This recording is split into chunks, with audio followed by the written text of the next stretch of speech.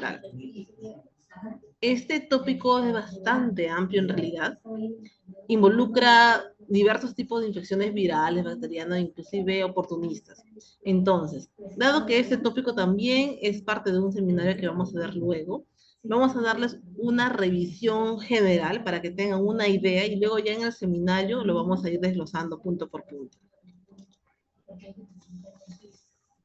Cuando hablamos acerca de infecciones o enfermedades infecciosas del sistema nervioso central, abarcamos, como les dije, una amplia gama de microorganismos, entre ellos virus, bacterias, hongos, protozoos y helmintos. ¿Cómo acceden estos microorganismos al sistema nervioso central? Pueden acceder por garganta, por el oído, por la nariz, que están en continuidad, o a través de la vía hemática. Uno de los mecanismos menos frecuentes también es por traumatismos encefalocraneanos, por la solución de continuidad. Los síntomas que se producen inicialmente en una infección son muy variados, ¿no? Entre ellos, los más frecuentes son dolor de cabeza, náuseas, vértigo, confusión, encefalopatía y convulsiones, ¿no? Según el grado de afectación y según el germen también que está involucrado. Los procesos infecciosos pueden causar daño en el sistema nervioso central por 4 razones principales. Primero, porque interfieren en el suministro de sangre, produciendo trombosis, hemorragia u obstrucción de los vasos sanguíneos, ¿no? Trombos en los vasos sanguíneos. Pueden afectar a las membranas de las neuronas, afectando o alterando sus propiedades eléctricas o las propiedades enzimáticas. Además, pueden alterar el equilibrio metabólico de la glucosa y el oxígeno de las neuronas, llegando a provocar incluso la destrucción. Hay algunos virus que son neurotrópicos y pueden producir destrucción en determinadas zonas del cerebro. Y provocan frecuentemente edema cerebral. Vamos a hablar inicialmente de las infecciones virales, que es uno de los grupos más frecuentes, junto con las bacterianas que vienen luego. Se pueden distinguir 2 tipos de virus que afectan al sistema nervioso. Los virus neurotrópicos, como por ejemplo el virus de la poliomielitis o el virus de la rabia, que tienen una especial afinidad por las células nerviosas y solo atacan al sistema nervioso. Y los virus pantrópicos, como el virus herpes simple, que además de afectar al sistema nervioso, pueden causar daños en otras partes del organismo. ¿Cuáles son los síntomas frecuentes en una meningitis aguda viral? Alteración del estado mental, signos meningios como Brunzinski, Kerning, rigidez de nuca, cefalea y fiebre, ¿no? Justo en la mañana comentábamos que en un paciente que tiene fiebre más cefalea, sin ningún otro foco aparente, lo primero que tenemos que pensar es en un diagnóstico de meningitis, ¿no? Descartar ese diagnóstico. En las meningitis agudas, el enterovirus es uno de los gérmenes, uno de los virus más benignos entre todos realmente, porque puede producir toda esta patología, pero no causar daño a las células del sistema nervioso central. Habitualmente se autolimita. En cambio, en las encefalitis por herpes simple, que es otro virus, este sí es bastante nocivo para el cerebro. Es una infección del sistema nervioso y constituye una emergencia médica por su alta morbilidad y mortalidad. Es una enfermedad grave en realidad, a diferencia del enterovirus que suele ser bastante benigna. Muchos pacientes que no se diagnostican de manera temprana pueden fallecer en etapa aguda. Esta infección viral debe ser manejada de manera rápida, constituye una emergencia, como su nombre lo dice. Debe tener un manejo médico de manera rápida, o sea, el antiviral. Muchos pacientes, la gran mayoría, tienen una alteración severa. ¿Y por qué hay una alteración severa? ¿No? Porque ese es un virus que tiene especial predilección por las zonas temporales internas y el lóbulo frontal, ocasiona destrucción, necrosis y destrucción de las células neuronales en ese lugar. Y esta destrucción suele ser irreversible. Por ende, puede producir crisis epilépticas por la destrucción de esas zonas, tanto frontales como temporales, daño cognitivo, trastornos de conducta. ¿Qué es lo que vemos en los pacientes con infecciones por virus? En este caso, el virus herpes simple, ¿no? Si es que no se diagnostica de manera rápida, si no se sospecha y diagnostica de manera rápida, iniciando de manera empírica antivirales, el pronóstico cambia. O sea, ante un paciente que tenemos un diagnóstico de una meningitis, es necesario coberturarlo, porque los exámenes, los resultados de líquido cefalorraquídeo a veces demoran en salir. Entonces lo coberturamos ante la sospecha. El otro grupo viral, en lo que son meningitis, es la infección o la afectación neurológica en los pacientes inmunosuprimidos, como el VIH. El mismo virus del SIDA puede infectar células del sistema nervioso central, o puede también, así como también puede afectar todo lo que es el sistema inmune, ¿no? Es un virus pantrópico. En los pacientes infectados por VIH puede aparecer afectación neurológica por la infección directa en las células del cerebro, debido a infecciones oportunistas o tumores que afectan el sistema nervioso central, ¿no? Este grupo de pacientes es especial en el tema de los virus oportunistas. También puede aparecer una encefalopatía por VIH, que suele ser bilateral y simétrica, como conforme están en las imágenes. Y por último, el complejo demencia-SIDA, que es una demencia subcortical. Por lo tanto, estos pacientes van a presentar un deterioro como un paciente con una enfermedad de Alzheimer, por ejemplo. Y el otro gran grupo de infecciones, infecciones del sistema nervioso central, es por las bacterias. Cuando alguna bacteria ingresa al organismo, inicialmente ingresa por las vías respiratorias altas y viaja por el torrente sanguíneo por el cual llegan al sistema nervioso, al cerebro. El uso de antibióticos definitivamente ha bajado la incidencia de estas infecciones. El principal germen que está en la cabeza en las meningitis bacterianas es el neumococo, ¿no? Por el tema respiratorio. La infección se produce directamente en las meninges, que son las membranas que recubren el cerebro y la médula, que son la barrera protectora. ¿Qué es lo que hace esta bacteria? Bloquea los vasos sanguíneos, ¿no? Produce trombos en los vasos sanguíneos. Por tanto, los signos de manifestación son microisquemias cerebrales y síntomas focales secundarios a ello. Y como mencionábamos en la mañana en la exposición, pues cuando las células nerviosas, sobre todo el cerebro, se dañan, son irreversibles, ¿no? Puede haber, sí, digamos que adaptación, plasticidad neuronal, pero las células dañadas no vuelven a regenerarse. Sin embargo, la plasticidad neuronal puede ejercer funciones y tratar de imitar la de aquellas perdidas. ¿Qué síntomas produce una meningitis bacteriana? Fiebre, cefalea, que son síntomas semejantes a todo tipo de meningitis.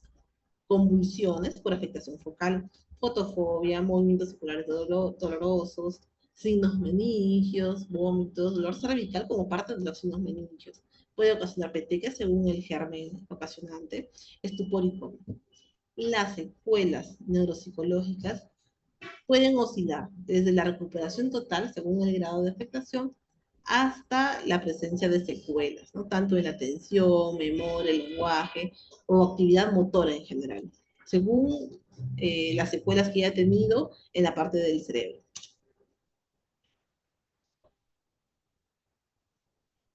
En lo que es infección por tuberculosis, la meningitis tuberculosa, es algo también relativamente frecuente en nuestro medio. Nosotros somos un país endémico en tuberculosis.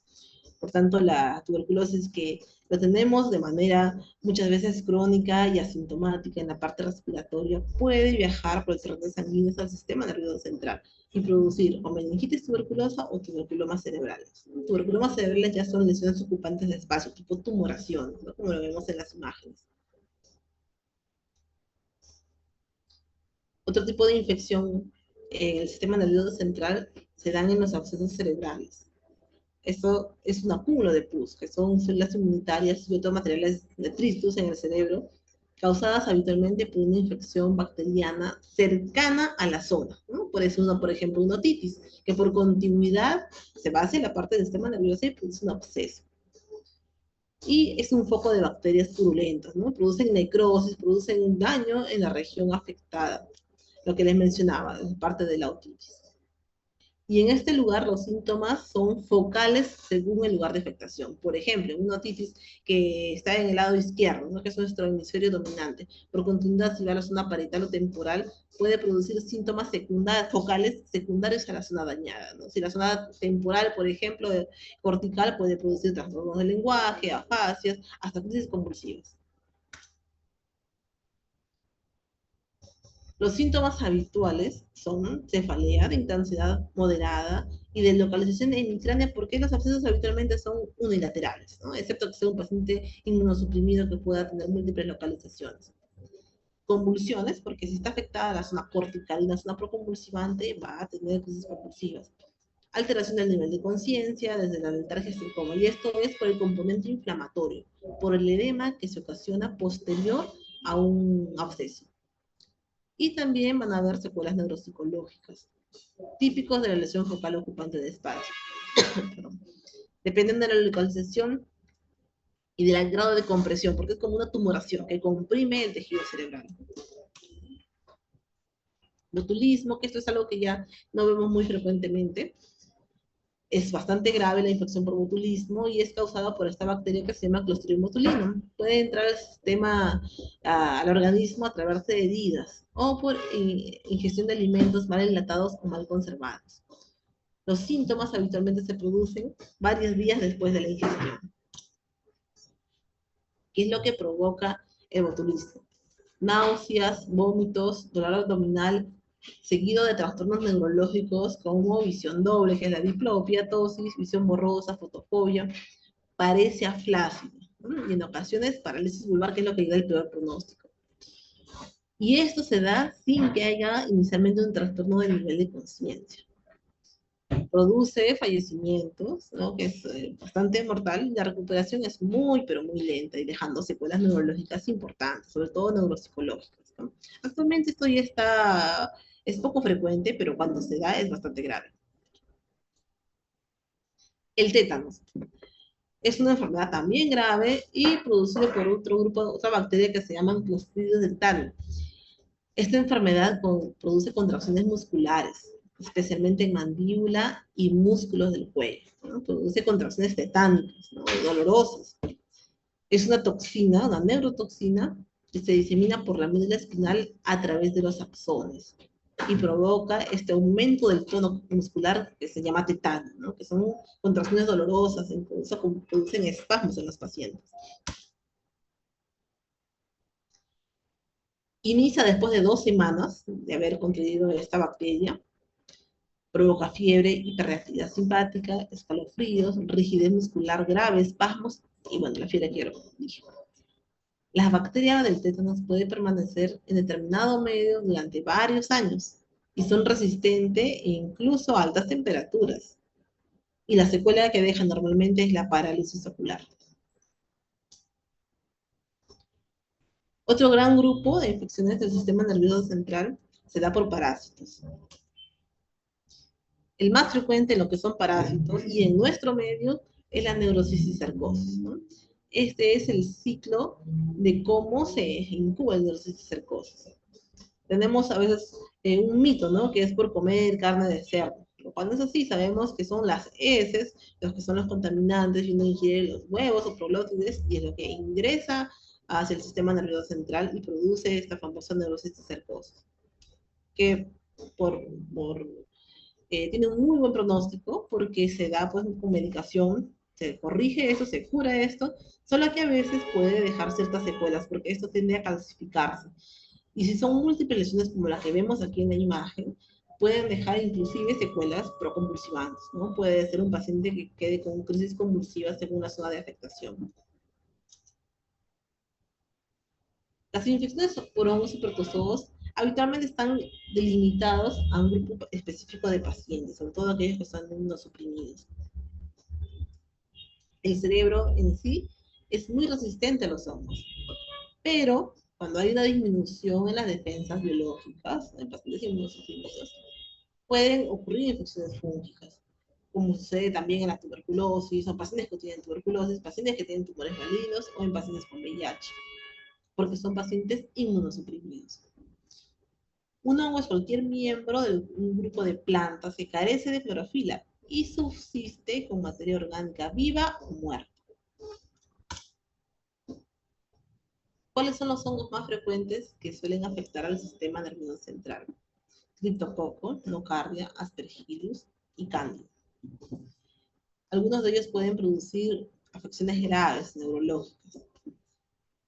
La toxoplasmosis y la malaria, que también son dos modalidades de infección del sistema nervioso provocadas por protozoos. Estas habitualmente se da toxoplasmosis en pacientes VIH, ¿no? Que tienen un prototipo típico de distribución a nivel cerebral. Estos gérmenes producen meningitis subagudas, o sea, los virus, las bacterias son más agudas. Los hongos son más subagudas. Una bacteria que produce una infección subaguda también es la tuberculosis, por ejemplo. Y eso se pueden complicar, estos hongos se pueden complicar con abscesos cerebrales. Hay afectación como en las demás también, pueden verse afectadas las funciones cognitivas. A veces leve, a veces más llamativo. Malaria cerebral. Bueno, esto es frecuente en zonas tropicales y subtropicales con bajo nivel socioeconómico. Es causada por el Plasmodium falciparum, que es transmitida por picadura del mosquito Anopheles. Esto de acá tiene una tasa de mortalidad baja. Ya no se ve mucho tampoco en nuestro medio. Y la mortalidad, la mortalidad, pues, 0.33%. Produce, un pequeño grupo de pacientes sufre un daño en el sistema nervioso central bajo la forma de una meningoencefalitis aguda, lo que puede llegar a causar degeneración neuronal por el tropismo sobre todo. Estos son los síntomas que aparecen después de la segunda semana, que es el periodo de incubación: fiebre, escalofríos, malestar, dolores musculares, anemia, delirios, convulsiones, hasta estupor, ¿no? Que puede llegar a un estado de coma, una alteración del nivel de conciencia. Y estos son los síntomas sistémicos que pueden aparecer: ictericia, insuficiencia hepática, renal, edema pulmonar y coagulopatías. Neurosífilis es también conocido como neurolues. Afecta hasta un 20% de los pacientes con sífilis. Y las manifestaciones, miren el lapso de manifestación desde la primoinfección. Puede llegar a manifestarse incluso 20 años después. Esto, nosotros en nuestro medio, lo vemos en pacientes adultos mayores, ¿no? Que inician por ahí con un cuadro demencial. Y en el estudio de la demencia, en las causas potencialmente reversibles, está justamente esto, neurosífilis, ¿no? Y se hace el diagnóstico a través de reactivo en el sistema, en líquido cefalorraquídeo. Esto es muy frecuente en pacientes mayores que vemos que inician por ahí con un cuadro de demencia, ¿no? Y le sacamos la prueba sérica, es positivo, y la prueba de líquido cefalorraquídeo también es positivo. Puede producir además una parálisis general progresiva, ¿no? Y las demencias y las alteraciones psiquiátricas son los síntomas más frecuentes en esta población. Las conclusiones en este tema. Las infecciones del sistema nervioso central son frecuentes en la atención de urgencias, porque casi todos estos pacientes llegan por emergencia. Pueden tener un origen bacteriano, parasitario y vírico como los más frecuentes, ¿no? Los demás, protozoos, son menos frecuentes. Debido a ello, es necesario recabar todo tipo de información sobre el paciente y realizar todas las exploraciones necesarias. La mortalidad de estas infecciones ha disminuido bastante, ya que estamos en una era de fármacos antibióticos. Sin embargo, este último dato se menciona que presenta pros y contras, ya que como ha ayudado a la desaparición de estas infecciones, también ha contribuido a la aparición de otras, por el sobreuso que hacemos de los antibióticos. Listo, chicos, esta es una visión general de lo que son las infecciones del sistema nervioso central. Ya cuando tengamos el seminario lo vamos a detallar más profundamente cada uno de ellos y con los diagnósticos diferenciales en cada grupo. Preguntas que tengan.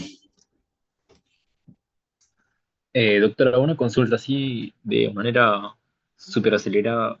¿Cuál sería el tratamiento, el medicamento de elección para la meningitis vírica, por ejemplo? Aciclovir endovenoso, ¿no?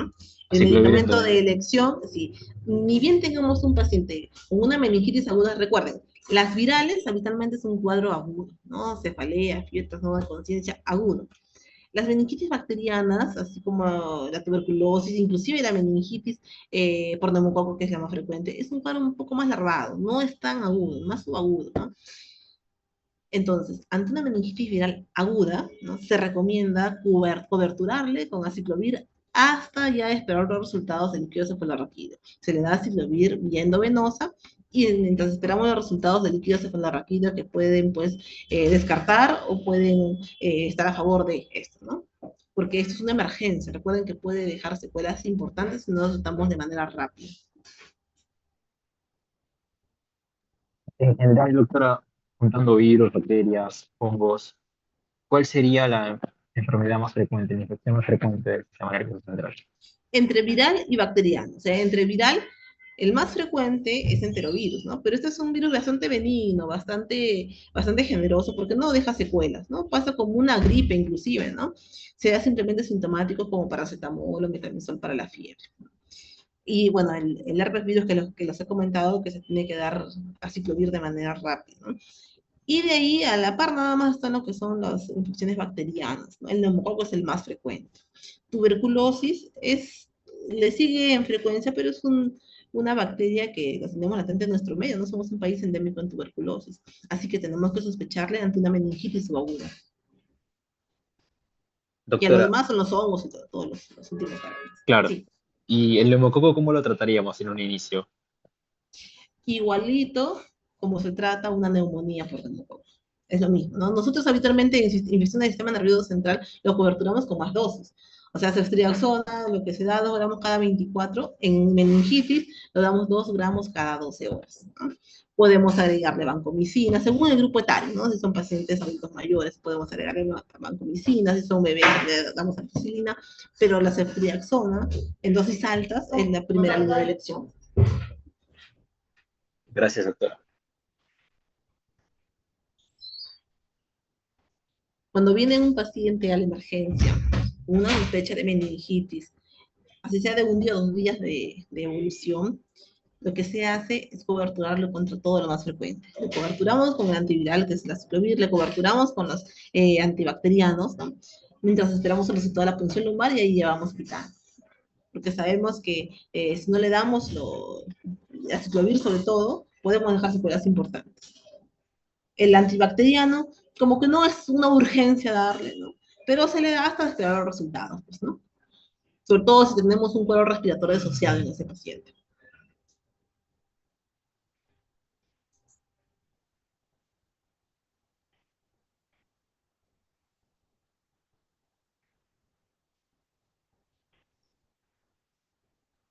¿Ok? ¿Todo claro entonces? Sí, doctora. Ya. Muchas gracias. En el seminario lo vamos a desmenuzar mucho más esto, porque también hay un tema aparte, que es estudio de líquidos cefalorraquídeos, ¿no? Donde vamos a ver cuál es la característica en cada una de estas infecciones, porque el estudio de líquidos cefalorraquídeos nos ayuda un montón a determinar o a poder dilucidar si esto es viral, si esto es bacteriano, si esto es tuberculosis, por las características tanto en coloración como en celularidad y proteínas y glucosa, ¿no? Que son los parámetros que se miden en líquidos cefalorraquídeos. Ya cuando tengamos este tema vamos a complementarlo con la visión general de meningitis. Ok, chicos, les dejo entonces.